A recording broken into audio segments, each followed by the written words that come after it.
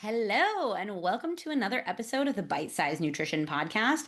I'm Gillian, and today we are going to talk about thighs rubbing together. We are going to talk about thighs rubbing together because there is a lot that comes into body image during the summer. And I specifically wanted to talk about the sensation and how to handle both the mental and physical side of thighs rubbing together because chafing sucks, but also it doesn't mean that we need to do anything drastic to like fix our bodies. And so before we jump in today, I want to ask you if you've been listening to this podcast for a while, if you enjoy these episodes and you haven't yet left a rating or a review, if you don't want to leave a review, don't leave a review. That's totally fine. But I will ask you to take a second, and whether you're listening on Apple Podcasts or Spotify, wherever you're listening, take a moment to leave a rating for this podcast. Of course, I would love it if it was 5 stars. If it's not 5 stars, for some reason, please let me know because I would love for it to be 5 stars and I want to make sure that it is. So thank you. If you just took a second to do that, I really appreciate it. And let's go ahead and jump into talking about thighs rubbing together. And specifically, this came up because I was talking to a client on a call the other day about how uncomfortable it is, but we also were talking about, well, what do we make it mean about ourselves? And I can totally relate to this one. I specifically remember one moment. It was my first time in Barcelona ever before I lived here. And I had lost my luggage. I had to go to H&M and buy a dress. And it was so hot. And I was walking around the city and I ended up with the worst thigh chafing ever. To the point where, you kind of like start walking weird. And it's so uncomfortable. And this is my thighs have rubbed together my whole life. It's probably going to be worse this year because I'm pregnant and things happen when you're pregnant, bodies change. But I do want to say, we know hot weather and thighs, not a fun combo. Shorts right up, dresses are comfortable as long as you don't have to actually walk. And of course, our body weight and our shape will affect this to a certain extent. Being leaner may reduce the amount your thighs rub together.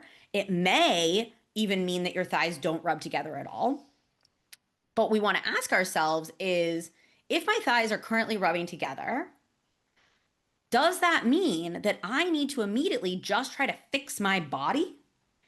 And we're going to talk for a second about why that can backfire, because often when we jump right to, I need to fix my body, that's the problem. It leads us back into a lot of the negative cycles that we truly want to get out of. And it doesn't actually end up fixing anything because we end up just finding more things that are wrong with our bodies. And an example of this is the client I was speaking to the other day. One of the questions that I asked her was around, well, tell me about the life that you're living right now. Is it a life that you feel like is in alignment with your values, where you are truly feeling like you're taking care of your body and your mind and you're living the kind of life you want to live? And she said yes. She has an amazing social life. But she used to feel super stressed around food and she doesn't anymore at all. And when she was leaner, she realized like she had to track every single bite of food. Even when she went out with her friends, she was like bringing Tupperwares. She was training for 2-ish hours most days, which meant she was exhausted, didn't get a lot of sleep. So a lot of the things that she used to do when her thighs didn't rub together and she was leaner, she was like, I don't want to do those things anymore. But even though she's aware of that, those body insecurities were still sneaking back in. So I want to go through a little bit about what we talked about in our coaching session.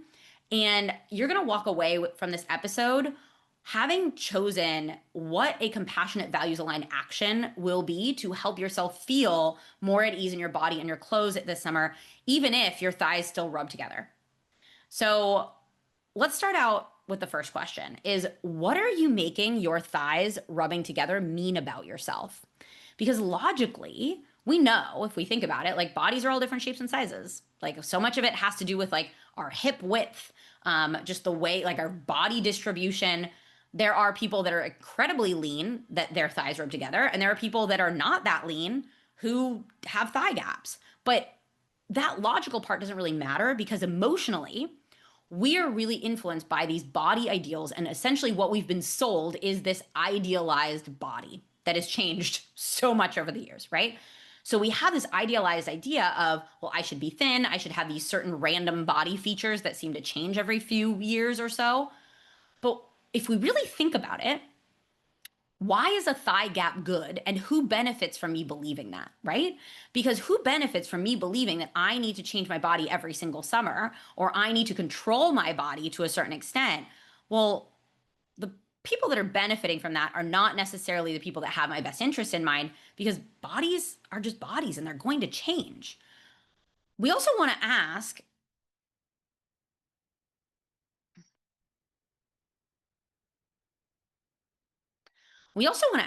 like, am I making this mean that I've let myself go? So, for example, let's say your thighs used to rub together less and now they rub together a little bit more. Are you making this mean like, oh my gosh, I must have let myself go? And it can be really helpful to consider, well, okay, let's think about this. What has actually happened in my life, right? And maybe you do notice, like, hey, I haven't been taking care of my nutrition as much, or, I haven't really been able to make it to the gym as often, or I haven't been as active. And maybe that's an awareness of, oh, I'd like to do these things, right? But we don't need to make it mean that you've let yourself go.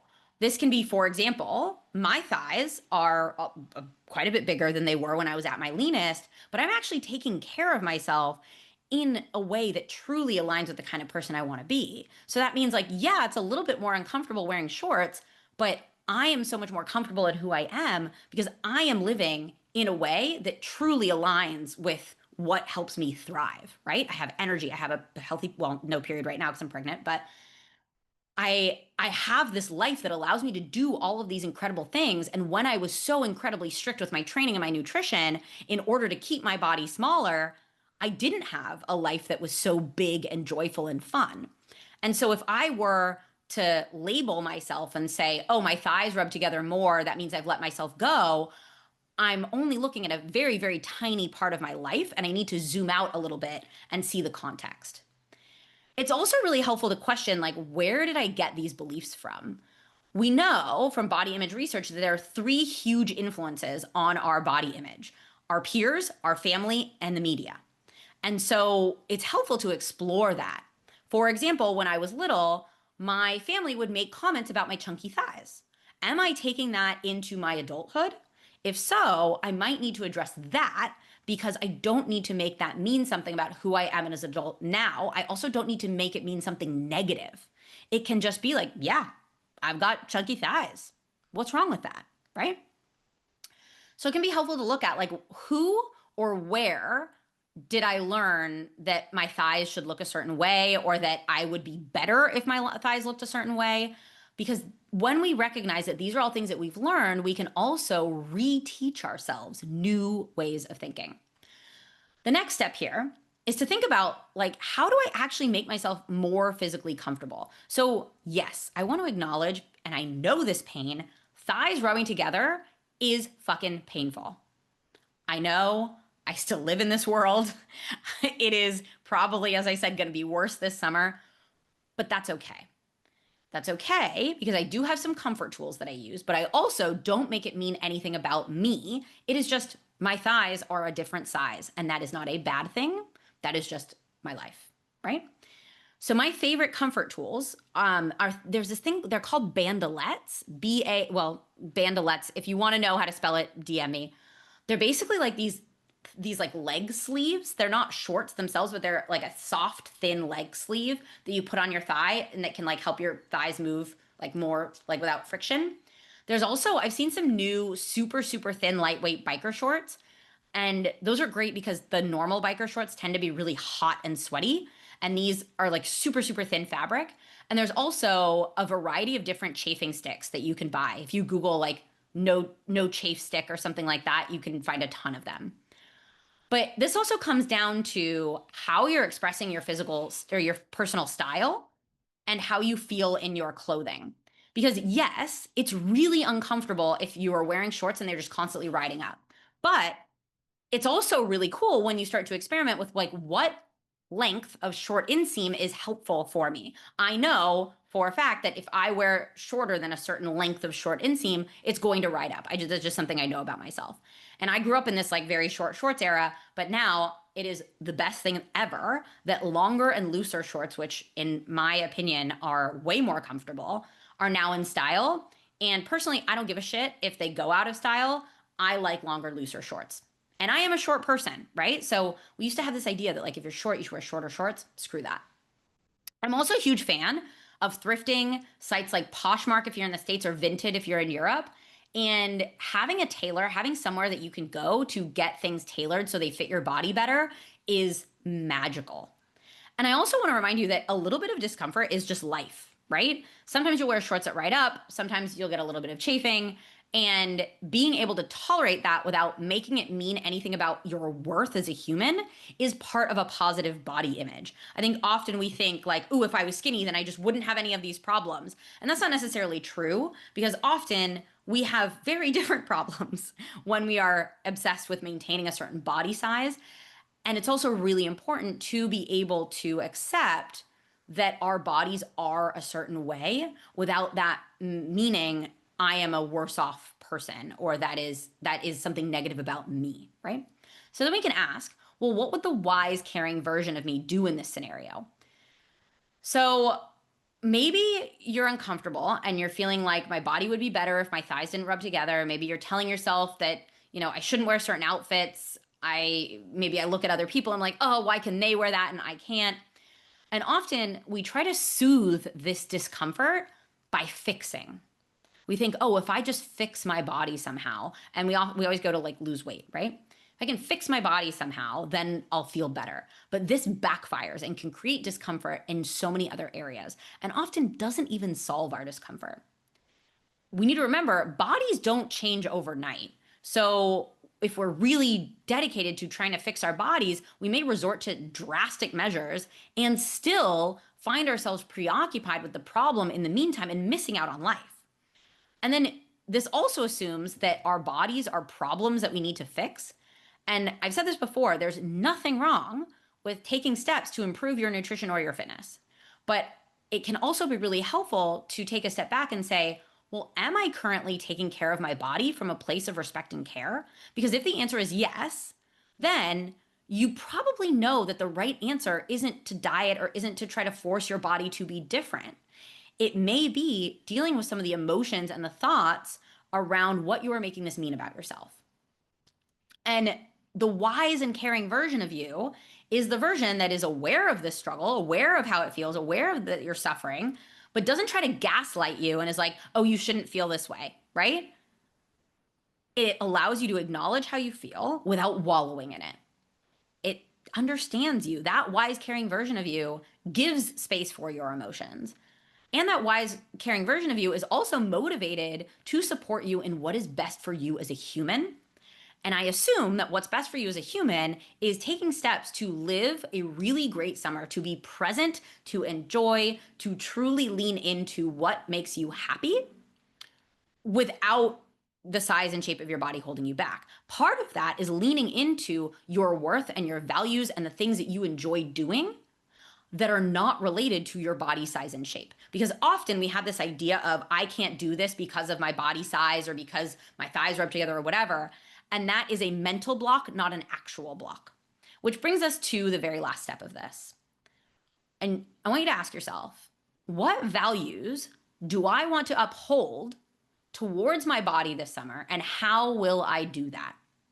And I talk about values over and over and over because in the process of separating our worth from our appearance, values are this really solid foundation of understanding who we are and what is important to us. And if you've gone through my Self-Trust Starter Kit mini course, you have your values defined. You know the choice point framework for making choices that move you closer to your values. And if you haven't, you can find that in the show notes and download it. But in this specific instance, when you think about your thighs rubbing together and you think about how the wise, caring version of you would want you to live this summer, you can ask, what values do I want to live out this summer? And you might say all of them. I usually encourage people to choose between 3 and 5, but really think about what actions support those values. So let's say you're like, my values are self-respect, connection, and peace. And really think about what are the actions that support self-respect, especially specifically in this context. What are the actions that support connection and what are the actions that support peace? And I actually want to encourage you to choose an action, and really define for yourself, what do I want to do this summer that aligns with my values and the kind of person I want to be? It might be making more plans with friends and really making sure that you are wearing comfy clothes that express your personal style while you're doing it, instead of fitting into like what you think is trendy or what other people are wearing.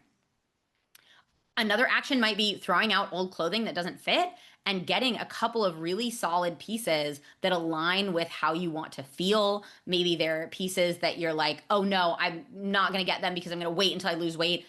I would say that it aligns with self respect to wear clothing that fits your body right now. And as I said before, you can thrift, you can Poshmark, you can Vinted, whatever. Maybe the action is leaning into more mindfulness and developing a mindfulness practice so that you can calm some of the worry you have around summer dressing or comparison.